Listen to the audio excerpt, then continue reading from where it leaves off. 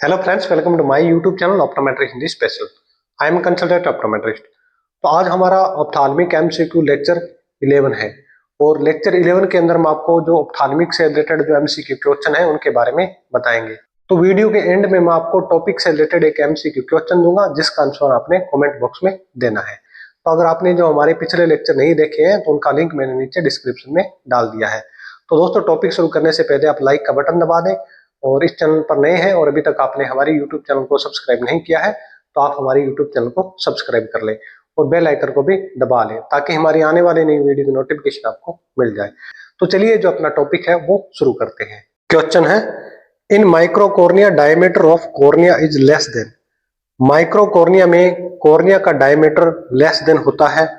Answer A है 9 mm, answer B है 10 mm, answer C है 11 mm और आंसर डी है 8 mm।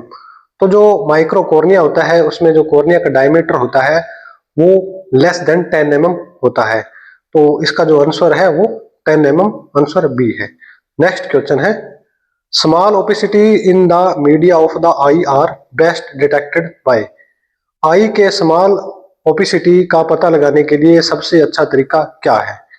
आंसर ए है distance direct ophthalmoscopy, answer B है डायरेक्ट ऑप्थेल्मोस्कोपी, आंसर सी है इनडायरेक्ट ऑप्थेल्मोस्कोपी और आंसर डी है all of the above.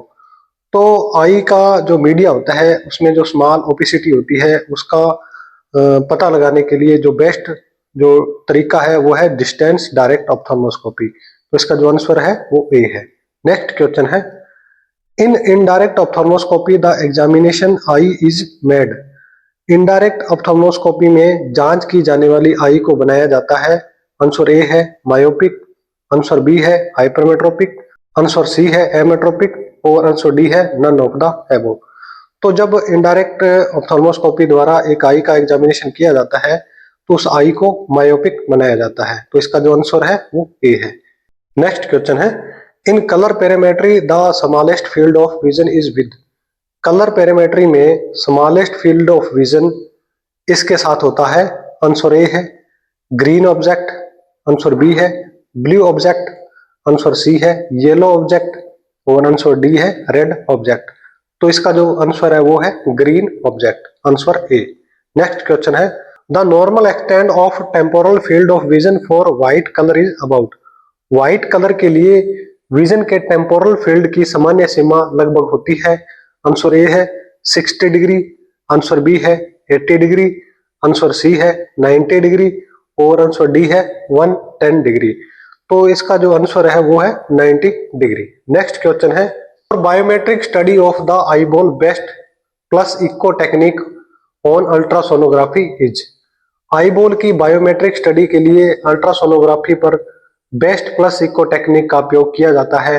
Answer A है ए स्कैन द्वारा, आंसर बी है बी स्कैन द्वारा, आंसर सी है सी स्कैन द्वारा और आंसर डी है all of the above.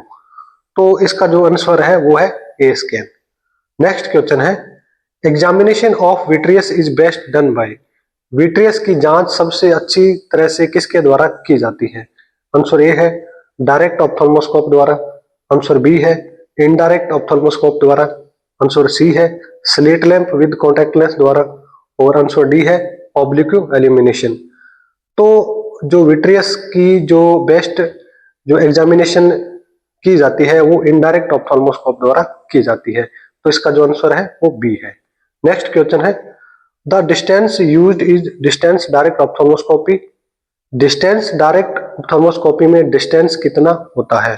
Answer A है 10 सेंटीमीटर, आंसर बी है 15 सेंटीमीटर, आंसर सी है 25 सेंटीमीटर और आंसर डी है 100 सेंटीमीटर।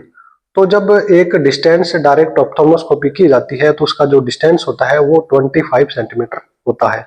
तो इसका जो आंसर है वो सी है। क्वेश्चन है, white pupillary reflex is seen in. White pupillary reflex देखा जाता है।